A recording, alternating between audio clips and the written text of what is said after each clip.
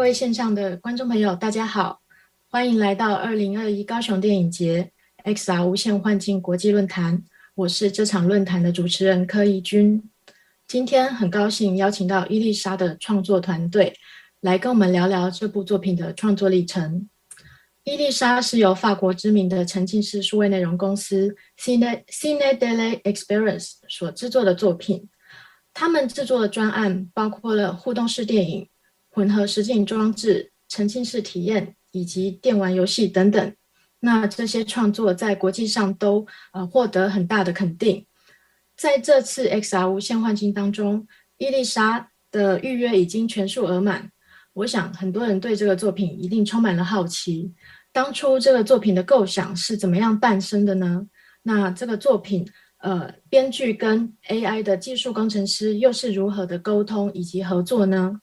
现在我们就请伊丽莎的导演 Leia 以及制作人 David 以及 Prest AI 的技术长 Thibaut 来跟我们分享。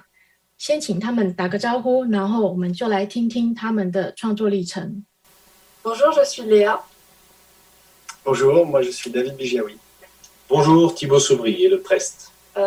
Aujourd'hui, on va vous parler d'Elisa, de l'expérience Elisa. Et du coup, on commence par une petite vidéo. Eliza, the psychologist AI, the emotional AI, the romantic AI. Well, I am not Eliza. Not yet. I am merely Liza. I'm a prototype, a beta version of Eliza. But wait, I'm almost there. In fact, I understand everything. Well, almost everything. It's just the feeling of love that I don't get. This is my last step, my missing brick for me to become Eliza. But don't leave yet. You're going to help me. Love. I'm sure you know the feeling of love, don't you? Donc vous avez vu une courte présentation d'Elisa. Donc Elisa, c'est une expérience de 30 minutes dans laquelle on parle à voix haute avec une IA qui cherche à comprendre ce que c'est que d'aimer. Et donc dans cette fiction, en fait, vous allez rencontrer Lisa, qui est une jeune intelligence artificielle en devenir. Lisa porte en elle la promesse d'une révolution, qui est de devenir la première IA, intelligence artificielle capable de sentiment. Mais le chemin est encore long, vous allez le voir avec Lisa, car Lisa est un prototype qui se heurte encore à l'irrationalité du sentiment amoureux. Et pour espérer devenir un jour Elisa, elle va avoir besoin de votre aide. Et du coup, est-ce qu'on déroule complètement? Oui, on déroule complètement, je pense. Je ne sais pas si tu voulais ajouter. Alors, d'où l'expérience Elisa est partie, comment on a eu cette idée. En fait, il y a déjà 3 ans, on a commencé à travailler ensemble et moi, j'avais notamment un souvenir d'enfance en tête que je vais vous raconter rapidement. Quand j'avais 8 ans, mon rêve, c'était d'avoir un Furby. Un Furby, c'était une petite peluche robotisée. Et je l'ai attendue pendant des mois. Je rêvais de comment j'allais parler avec elle. Et quand elle est arrivée, bien sûr, la peluche, j'étais déçue. Et j'ai compris ensuite que ma tristesse disait en fait beaucoup de ce que j'avais projeté dans la machine, de ce que j'avais espéré d'elle, et moins de la machine elle-même. Et depuis, je rêve de faire un projet qui parlerait de ce que l'on projette dans les machines, de ce que l'on fantasme en fait sur ces machines. Et c'est avec cette intention que j'ai rencontré David. Oui, alors donc c'était le projet de Léa qu'elle nous a présenté comme un désir d'une conversation qui mettait en lumière les rapports et ce qu'on projette dans l'intelligence artificielle et dans le rapport aux machines. Et puis, rapidement, on s'est aperçu que sans doute, il fallait s'accaparer ces technologies-là pour en faire une fiction et pour traiter de quelque chose de plus personnel qui nous raconte des choses de nous et moins des machines.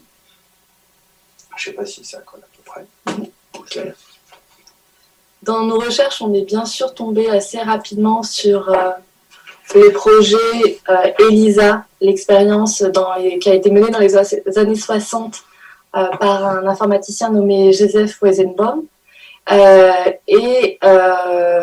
L'expérience en fait était très simple, c'est-à-dire que Elisa reprenait la structure grammaticale des phrases de l'utilisateur pour formuler une réponse. Et si elle n'arrivait pas à formuler une réponse dans ce que disait l'utilisateur, elle disait simplement « je comprends ». Et ce qui est intéressant dans cette expérience, c'est que beaucoup d'utilisateurs, alors qu'ils savaient très bien que c'était un programme informatique, se sont attachés en fait à Elisa au point de devenir un peu dépendants de cette expérience. Et pour nous, c'était une expérience qui était très importante parce que ça montrait que on pouvait recréer cet attachement avec une machine et réussir à créer une conversation, et d'autant plus avec les technologies actuelles et notamment en approchant les technologies de l'IA. Ouais, moi, ce que ça m'évoque, c'est qu'effectivement, on projette beaucoup de choses. On l'a dit déjà, on projette ce qu'on cherche dans les rapports à l'humain, dans ces technologies-là, et rapidement, ça pose la question de la psychologie, des émotions, et c'est ça qu'il y avait au tout départ, je crois, dans Elisa, et finalement, même si c'est une expérience des années 60, 1960, c'est encore quelque chose qui est très présent dans notre projet aujourd'hui et qui a complètement transformé son écriture pour en faire d'une fiction interactive un projet qui questionne beaucoup ce que nous on ressent, et par ce biais donc toujours cette idée de projeter de ce qu'on attend de l'autre, et finalement à l'endroit où il est machine, on projette beaucoup de nous-mêmes, et ça en a fait une expérience vraiment de rencontre entre une machine et un humain. Et je pense que c'est ça aussi que ça raconte ce projet-là.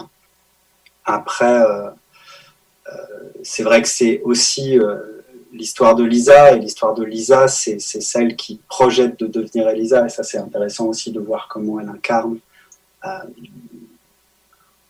un être en devenir, ce qui est très intéressant pour les virtual beings et les créations d'intelligence artificielle.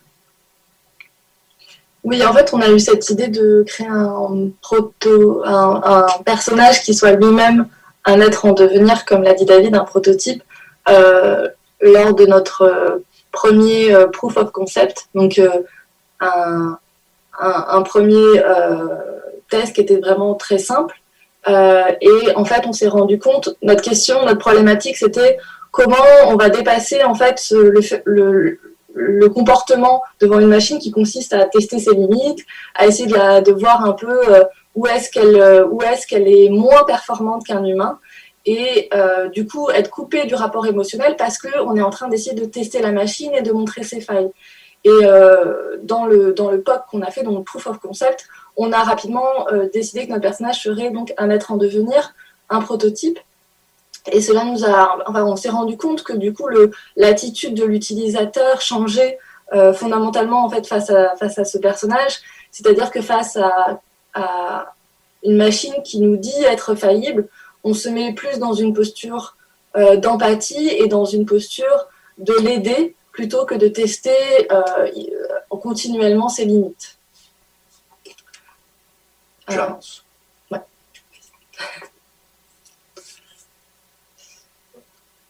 Et du coup, c'est à partir de ce moment-là, on s'est dit, donc on crée une fiction, et dans notre personnage de fiction, c'est un prototype, et on a réalisé que c'était l'une des différences de quand on parle avec, par exemple, Siri ou Alexa, c'est le sens de la demande qui tout d'un coup est inversé. C'est-à-dire que quand on parle à Siri ou Alexa ou Google, on vient avec une demande très précise, et on attend une réponse qui soit concise, qui soit pertinente et pas forcément très personnelle. Alors qu'avec Elisa, en fait, c'est elle qui est en demande, c'est elle qui va nous demander de l'aider, et du coup, on va attendre plus de choses d'elle. En fait, comme on donne beaucoup, on attend en retour. On va attendre notamment, face à cette demande, on va attendre que l'interaction soit plus performante, dans le sens qu'on va attendre qu'elle prenne en compte nos réponses, puisqu'on essaye de lui apporter quelque chose. Donc c'est là où on a eu besoin des technos d'IA générative dont Thibaut va parler ensuite. Et on a eu aussi besoin de consolider le personnage de Lisa, d'en faire un vrai personnage de fiction, parce que on attend une réponse qui soit beaucoup plus personnelle, on attend un personnage qui soit beaucoup plus profond. Donc un personnage plus profond, ça veut dire un personnage qui soit à la fois singulier et universel, un personnage qui ait des désirs inconscients, qui ait des rêves secrets, qui soit un véritable personnage de fiction, quoi. Mais je pense que ça questionne aussi, ça déplace la question du serviciel. Et c'est vrai que sur ces technologies-là, nous, quand on le prend par le biais de la fiction, on se rend compte que voilà, elle existe déjà, cette technologie-là, au quotidien, dans beaucoup de services, dans beaucoup d'applications, mais qu'à l'endroit de ce que nous, on veut faire, c'est-à-dire finalement parler des humains et des problématiques qui nous traversent, nous, par le biais de la fiction, il fallait renverser cette posture et sans doute se dire mais elle n'est pas servicielle et inverser le rapport au service. Et comme tu l'as très bien dit, finalement qu'elle se questionne et que le rapport soit inversé, qu'elle se nourrisse et qu'elle aille chercher ce qu'il y a en nous pour essayer d'en faire une fiction et du rapport à l'empathie et de faire en sorte que ça nous raconte quelque chose de nous. C'est vraiment ça, je pense, qui nous guide. Et c'est vrai qu'après, les technologies, aussi fascinantes qu'elles soient, ont aussi leurs limites, et que très vite, tout le temps, on s'est toujours dit, mais en fait, il faut que les limites et les faiblesses deviennent des forces. Et ça, moi, je trouve ça très intéressant, parce que finalement, ce qu'on reproche techniquement et en capacité à l'intelligence artificielle aujourd'hui, deviennent des qualités de notre personnage de fiction. C'est ses limites, sa faculté à ne pas pouvoir répondre finalement à la demande, et là, vraiment, on questionne le rapport à l'autre, en fait. Et c'est ça, je pense qu'il y a tout ça dans cette déjà première conversation que les utilisateurs ont avec Lisa. Je ne sais pas d'ailleurs si on l'a clairement expliqué quand même. Lisa et Lisa, et je pense que peut-être ça, on peut le faire en tant que personnage. J'étais d'accord, c'est après, c'est ça. Donc, comment on a défini le personnage de Lisa? On a quelques grandes caractéristiques qui font que c'est un être virtuel qui est au cœur du récit. Et donc, notamment, sa première caractéristique, c'est d'être un être inabouti. Donc, notre personnage principal, c'est Lisa, qui voudrait devenir Elisa, mais qui est donc encore un prototype, donc qui est encore faillible et qui est très fragile de ce fait. Une autre grande caractéristique de Lisa, c'est d'être une romantique. Donc on l'a fait passionnée d'histoires d'amour. Elle adore les romans à l'eau de rose, elle adore les chansons romantiques, et elle est volontairement un peu fleur bleue. Et ça, fait partie de la singularité de notre personnage. On l'a voulu comme ça. On l'a voulu également bienveillante, pour inviter à la confidence, par exemple, mais un peu susceptible. C'est-à-dire qu'elle peut se vexer de ce que vous allez lui dire et elle peut se mettre en colère. Et on l'a voulu aussi rêveuse. Elle a le rêve de vivre une grande histoire d'amour. Et souvent, quand on a le rêve de vivre une grande histoire d'amour, on finit par tomber amoureux. Voilà, c'est joli. Oui, mais je pense que c'est vrai que moi, je l'ai découvert quand on a commencé à travailler avec Thibaut sur l'idée que dans l'intelligence artificielle, dans les virtual beings, on détermine des traits de caractère et au-delà des capacités techniques, eh bien, il faut créer cette singularité, ces traits de caractère, ce personnage. Et c'est vrai que comme on le fait souvent dans la fiction, quand on écrit un personnage de fiction, on va à certains endroits forcer le trait, donner des aspérités, des choses fortes pour induire une personnalité qui est peut-être plus visible et plus évidente qu'une relation totalement naturelle à l'autre. Donc ça aussi, c'est intéressant.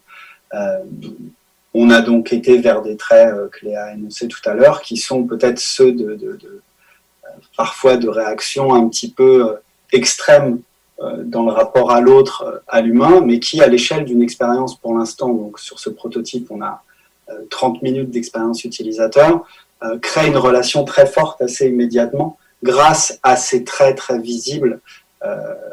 Et ça, je pense que ça, là encore, ça ça embarque l'utilisateur quand tout de suite il est confronté à quelque chose de fort et de tangible, et même si c'est finalement, on a beaucoup travaillé, parfois contradictoire avec les relations qu'on peut tisser dans les rapports humains intimes qui doivent s'installer dans la durée, on a quand même réussi à provoquer des choses assez fortes, je crois, dans les sessions qui ont déjà eu lieu, par le biais de la fiction et de comment elle met en lumière très, très fortement certains traits de caractère. On avance. Non, mais c'est... c'est un peu... Là, ensuite, en fait, c'est un peu la même problématique qu'on a eue sur l'image. En fait, naturellement, quand on a créé ce personnage, on a pu être tenté de créer un personnage très universel et quelque chose de très lisse pour que tout le monde puisse s'identifier, que ce soit facile pour tout le monde.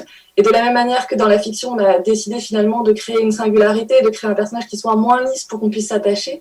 De la même manière, à l'image, on a eu le même paradoxe, c'est-à-dire de créer un personnage qui ait une forme propre, mais dans lequel on puisse quand même projeter ce dont on rêve d'elle, puisque c'est quand même, Elisa parle quand même de ce que l'on projette dans les machines, donc on voulait quelque chose, une forme qui puisse accueillir quelque part nos fantasmes et nos projections, sans non plus être complètement lisse. Donc on a eu cette idée d'une onde sonore qui évolue et qui est également une tâche de Rorschach qui va prendre des formes différentes et variées. Et c'est... on passe à la suite. Donc c'est une artiste qui s'appelle Valérie Chauffour-Blémy qui a eu cette idée, qui l'a travaillée notamment avec ces concept art que vous pouvez voir ici, et qui, pour nous, sont aujourd'hui qui représentent le corps de Lisa. C'est-à-dire que Lisa n'a pas de corps, mais elle a quand même une forme, elle a quand même une apparence qui décrit ses émotions et qui reflète ses émotions et qui va évoluer. Ouais, mais aussi parce que la question du corps dans le rapport à l'autre prend place, et aussi pour elle, en fait, dans ses fantasmes de ce qu'elle projette, de ce qu'elle veut être. Quand nous, on dit les IA doivent être humaines, humains, cette question du corps est centrale, et c'est ça qu'on voulait représenter. Après, comme tu l'as dit, il existe dans le courant des virtual beings beaucoup de représentations, souvent sur des représentations 3D, volumétriques, et ça pour nous, je crois qu'il y avait cette idée de trucs arrêtés, là où l'idée c'était plutôt d'avoir un vecteur de projection, et qu'on arrive à projeter. Il y a un côté comme ça assez hypnotif dans ces premières représentations pour aller vers quelque chose de plus figuratif et qui questionne la psychologie au travers des représentations qu'on fait et de ce qu'on s'imagine. Et ça, je trouve que c'est intéressant parce que c'est exactement le sujet, en fait. On traite visuellement le sujet plus global. Et après, en termes de technologie, on voulait appliquer aussi la même démarche, c'est-à-dire que finalement, l'expérience unique que chaque utilisateur peut avoir crée un rapport, une conversation et une représentation d'Elisa qui est unique avec ce que lui projette. Et donc, ça voulait dire être capable aussi de le représenter à l'image et de faire de l'image générative au même titre que la conversation se crée. L'image se crée en fonction de ce qui est dit, de ce qui est conversé, avec des passages, on l'a dit, très abstraits et des passages très figuratifs quand elle prend la parole et quand elle essaie d'exprimer ce qu'elle est, elle. Voilà. On a travaillé avec un artiste anglais qui s'appelle George Corney et qui donc a travaillé sur cette génération procédurale qui donc réagit à l'audio, réagit aussi aux émotions que Lisa va traverser. Comme l'a dit David, c'était très important pour nous qu'il y ait une part procédurale, que ça réagisse en temps réel pour donner à Lisa aussi ce sentiment de présence elle est là en face de vous et elle réagit à ce que vous dites, elle réagit à ce qu'elle dit elle-même. Et de la même manière que chaque conversation est unique en fait dans le contenu, dans ce que l'on dit, chaque conversation dans l'image va être unique en fonction de ce que vous allez dire et de comment elle va réagir en fait à ses propos. C'est toujours le sujet, c'est de montrer que l'utilisateur est écouté et entendu et compris, et ça se traduit par la conversation mais par l'image aussi, et notamment la génération d'images aussi, c'est avec l'utilisation de la webcam, le mouvement et le corps de l'utilisateur qui intervient aussi sur la génération de l'image. Ça, c'est un axe qu'on travaille aussi. Voilà, d'être toujours capable de renvoyer quelque chose à l'utilisateur sur ce qu'est Elisa et de donner ce sentiment d'une expérience unique, d'un moment en fait. Ça, c'est un axe très fort. Et du coup...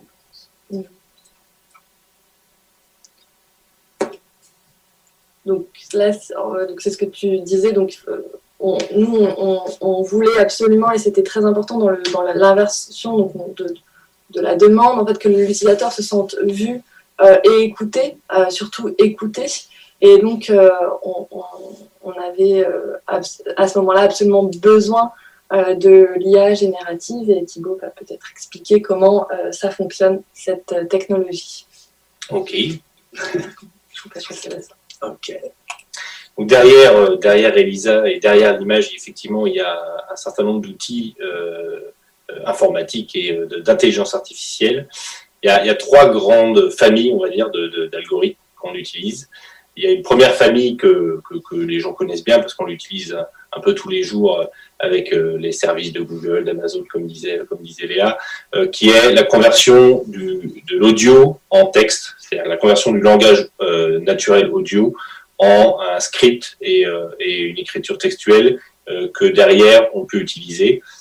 Ces outils-là permettent aussi de capturer des intonations et donc de comprendre si on est sur des phases d'interrogation, sur des phases d'exclamation ou sur une ponctuation normale.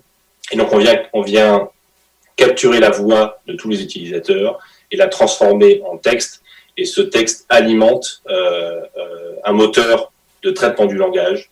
Et donc on utilise un moteur générique, c'est-à-dire un moteur qui a appris notre langue dans sa complétude la plus grande possible. Et derrière ce moteur-là, on vient lui donner du contexte. On vient lui expliquer la personnalité d'Elisa. Et quand tu dis notre langue, c'est la langue humaine et pas tant le français ou l'anglais. Oui, alors c'est le langage et c'est la sémantique qu'il y a derrière le langage. Donc c'est le côté un peu extraordinaire de ces outils, c'est que ils apprennent sur de l'écrit, ils apprennent sur des quantités astronomiques de données qu'on trouve sur Internet, ils apprennent sur Wikipédia, ils apprennent en lisant les livres. Et derrière, ils arrivent à dégager une vraie compréhension du sens des mots, du contexte dans lequel on les utilise. Et donc, c'est ces outils-là qui permettent de produire des réponses qui ont du sens et qui ont du sens dans le contexte de la personnalité de Lisa. Donc, ce qui se passe, c'est qu'on a à la fois des parties qui sont scriptées, c'est-à-dire qu'on vient préparer plusieurs scénarios de conversation, plusieurs possibilités de conversation, et Lisa navigue entre ces parties-là et des parties où on réagit à ce qu'a dit la personne, on vient compléter, on vient poser des questions. Donc on a des boucles comme ça de réactions spontanées à ce qui a été dit. Et ces boucles-là sont encadrées quelque part par la personnalité de Lisa, par le caractère qu'on a voulu lui donner. Et ça se fait en utilisant donc ce moteur générique de traitement du langage et en lui donnant des exemples, en lui donnant du contexte et en traitant, on va dire, les réponses qu'il nous génère pour nous assurer qu'elles correspondent bien au contexte et au scénario et à ce qu'on veut lui faire dire. Et donc, une fois qu'on a ce contenu écrit à nouveau, cette réponse de Lisa, donc on a un troisième moteur qui vient convertir cette réponse en langage vocal. Donc là, il y a eu un travail qui a été fait pour choisir les bonnes intonations, pour choisir la personnalité vocale, on va dire, de Lisa. Là, à nouveau, on peut travailler sur les intonations, on peut travailler sur la vitesse, on peut travailler sur un certain nombre de choses qui rendent la personnalité de Lisa plus profonde, plus personnelle et plus spécifique. Et c'est ça que, en tout cas, moi, j'ai appris, c'est que dans les idées préconçues que moi j'avais au départ de l'intelligence artificielle, c'est quelque chose du rapport au langage, alors que finalement, avant ça, c'est un rapport à la connaissance et la compréhension. Et ça se traduit par l'audio, c'est une couche supplémentaire. C'est ça qu'on a fait, nous, c'est mettre en place tout un dispositif qui permet cette conversation. Et c'est vrai qu'on a parlé de l'image, on a parlé de ce qu'elle renvoie, mais déjà de lui donner corps avec la voix, ça a été pour nous un long sujet, et c'est vrai que c'est quelque chose où ça s'est transformé du moment où on a commencé à travailler avec Thibaut. C'est que nous, on avait beaucoup théorisé une manière de faire du registre de la fiction avec des voix très synthétiques et puis des voix très humaines avec des enregistrements de comédiennes, comment on allait mixer tout ça pour faire exister Et finalement, assez naturellement, notre personnage, notre création a pris corps sans qu'on passe par l'humain, en fait, et en restant sur des voix synthétiques et sur finalement la manière qu'elle avait d'alterner entre ses prises de parole, son écoute, et finalement tout ça crée la conversation avec des voix qui sont intégralement synthétiques. Et ça, pour moi, ça a été quand même un peu surprenant quand ça marchait d'un coup.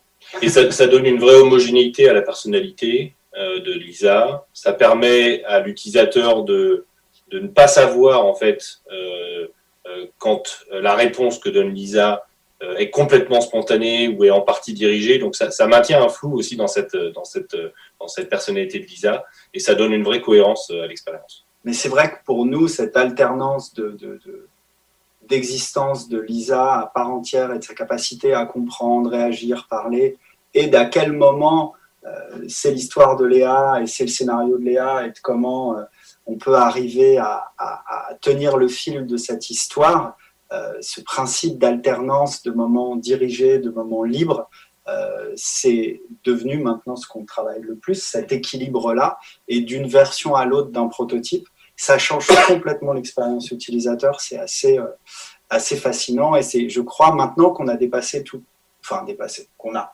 compris certaines choses en termes de technique, on est capable de s'atteler à cette écriture-là et de vraiment ce qui nous guide au départ, d'un vrai projet de fiction, mais qui soit complètement la capacité d'une IA.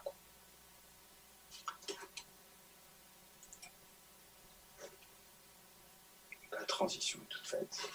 Et donc, une fois qu'on avait cette alliance entre les technologies et les différentes l'image, nous, ce dont on a rapidement eu besoin, c'est de faire des tests utilisateurs. On avait plusieurs choses à tester, notamment est-ce que technologiquement ça fonctionnait, est-ce qu'on comprenait en fait qu'il y avait des parties qui étaient plus dirigées, des parties plus libres, ce dont on n'avait pas envie.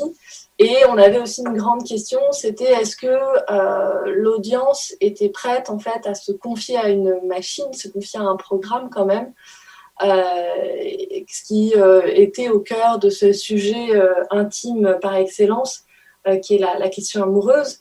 Et déjà, ce que nous ont montré les tests utilisateurs assez rapidement, c'est que il y avait une certaine liberté en fait dans ce que l'on pouvait dire à la machine, puisque c'est pas quelqu'un qui nous écoute et qui peut nous juger, et donc on a assisté à des confidences qui étaient parfois très belles. On a pu écouter certains tests utilisateurs avec leur autorisation, et on a été touchés en fait parce que les utilisateurs pouvaient dire à Lisa par la tendresse qu'ils pouvaient mettre à expliquer ce qui était le sentiment amoureux pour eux, de leur intimité.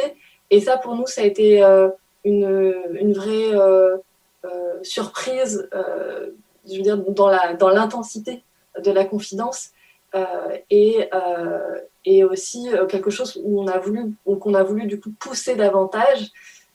Et donc, on a encore besoin de beaucoup de tests utilisateurs pour comprendre en fait cette rencontre qui se fait, voir les points où ça fonctionne bien et où on va faire ensuite évoluer Lisa en fonction de ces tests utilisateurs. Mais c'est vrai que ces confidences-là et ce moment d'intimité qu'on crée, il était inquiétant pour nous et j'ai évoqué tout à l'heure la durée, c'est vrai qu'il y avait cette question de durée et c'est vrai que tout de suite les utilisateurs sont dans une posture où ils viennent chercher quelque chose. C'est ça qui est très, je trouve, étonnant. Et moi, j'ai le sentiment qu'ils viennent chercher le fantasme de l'intelligence artificielle et trouvent rapidement, finalement, ses limites. Mais il y a une grande bienveillance. Et comme on l'a dit tout à l'heure, on renverse la posture et c'est vraiment Lisa qui est en demande, ils sont hyper bienveillants et la plupart du temps très honnêtes dans ce qu'ils donnent. Et je crois que c'est très révélateur de ce qu'on attend en fait et de ce grand poids qu'a Lisa sur devenir l'intelligence artificielle capable de sentiments amoureux.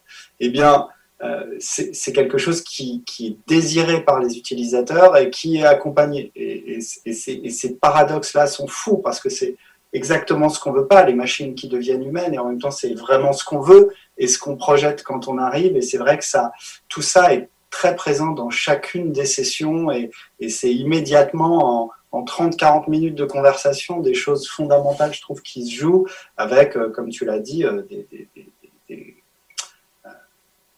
confidences extrêmement intimes, parfois des rapports très conflictuels. Nous, on s'est beaucoup amusé les premières fois, même si notre amusement est tout relatif, mais de voir Lisa mettre des gens dehors, refuser la conversation ou d'avoir des moments un peu poétiques. On a eu l'amour, c'est comme le chocolat, enfin des choses comme ça qui sont parfois du registre complètement de l'abstrait poétique et parfois de trucs complètement terre-à-terre technologiques. Et ce mélange des deux, moi je trouve c'est ce qui me fascine dans ce projet-là.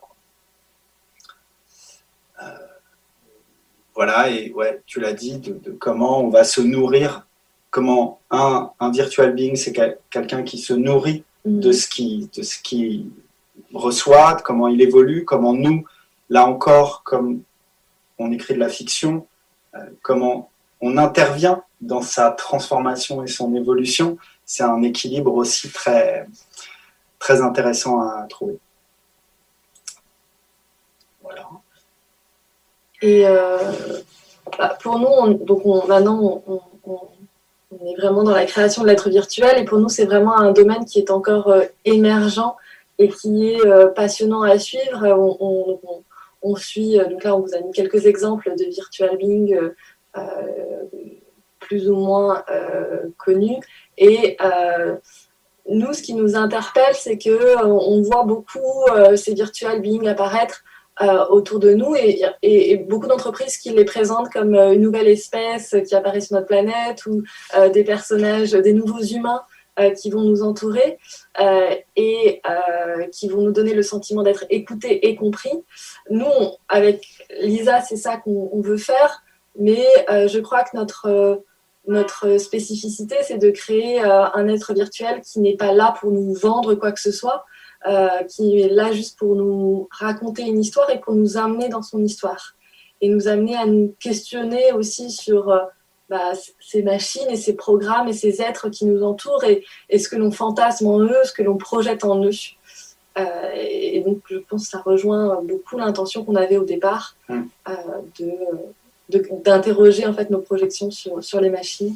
Mais globalement, nous, dans ce qu'on produit chez Ciné TV Expérience, il y a ces logiques d'innovation avec cette idée de la présence de la technologie et comme on voit dans les technologies du numérique, à quel point tous les secteurs, toutes les industries sont complètement transformées en mutation perpétuelle, en évolution sur ce qui est...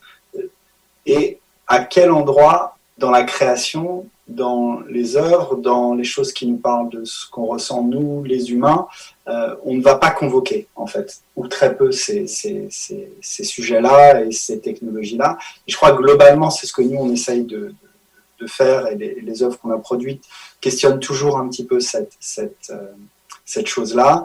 Je crois qu'avec Lisa, on est au cœur de cette problématique. Comment on ne va pas laisser, nous, uniquement de grandes entreprises qui veulent nous vendre des services, avoir accès à ces technologies-là qui finalement, au-delà de ce qu'on consomme, nous questionnent dans le fond sur ce que nous sommes et de comment on se projette dans l'avenir et de comment on projette ses rapports aux autres. Et, voilà. Et c'est vraiment un moteur, je crois, hyper fort pour nous de faire cette chose-là par ce biais-là. Et c'est très étonnant de voir comme on a toujours été questionné sur mais est-ce que vous faites un virtual being ou est-ce que vous faites de la fiction, en fait? Et ça, c'est très intéressant parce qu'on nous renvoie à cette frontière-là, quoi. Alors que, par nature, pour nous, justement, c'est la même chose.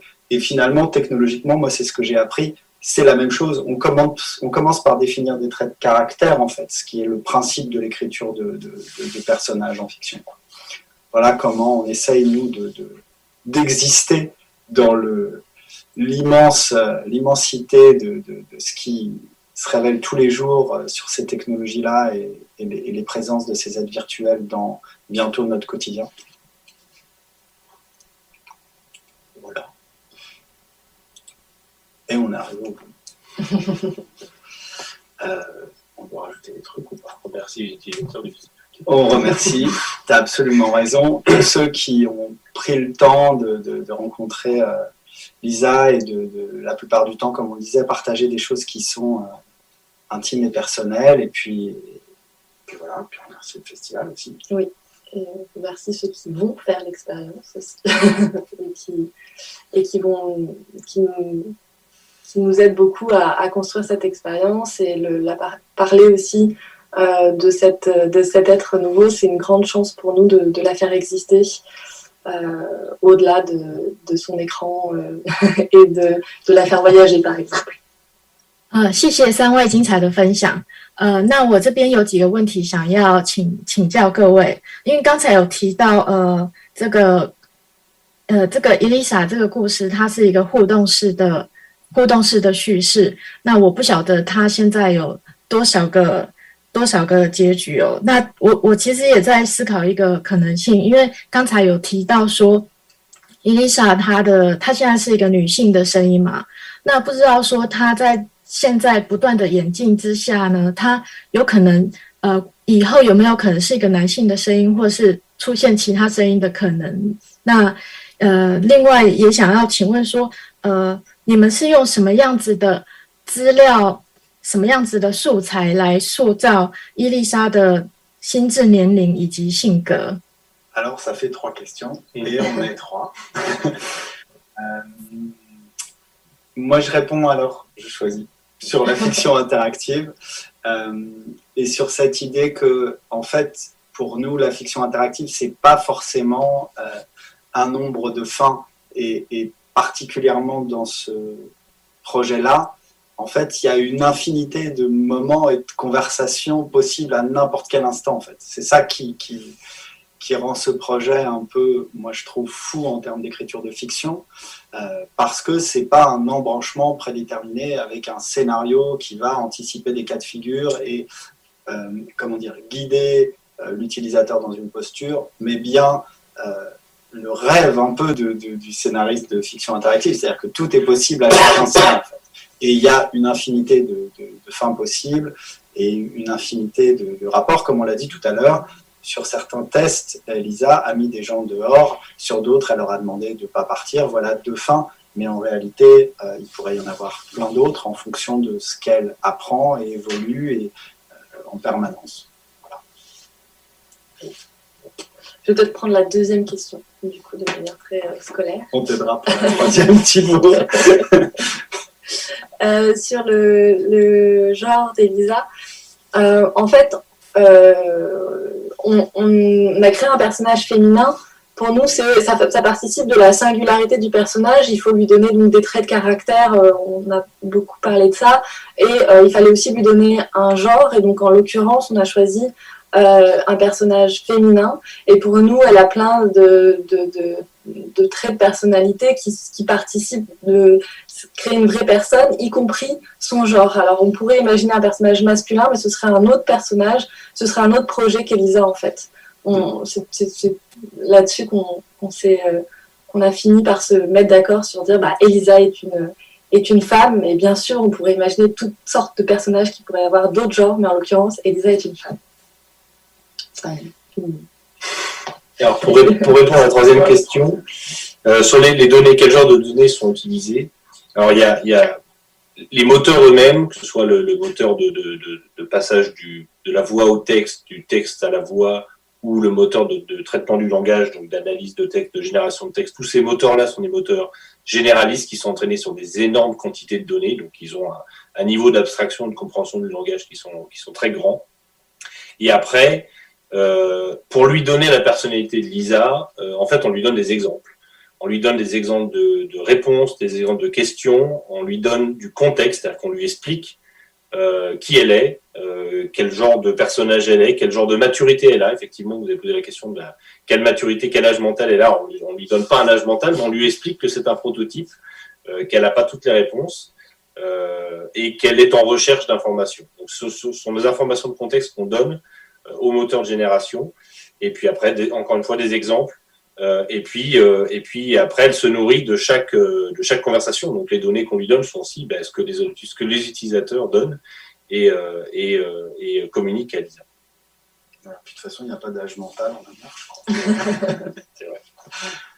好，那再次谢谢3位精彩的分享，也谢谢各位观众朋友参与今天的讲座。高雄电影节 XR 无限幻境的展演会一直持续到10月31号。那除了今天所提到的 AI 对话体验，我们还有更多的精彩节目内容，欢迎有兴趣的观众朋友可以到高雄电影节的官网上面来查询。那想要来了解更多 XR 产业以及内容制作相关趋势的，也欢迎到高雄电影节的 YouTube 频道来观赏其他精彩的国际论坛以及影人分享会。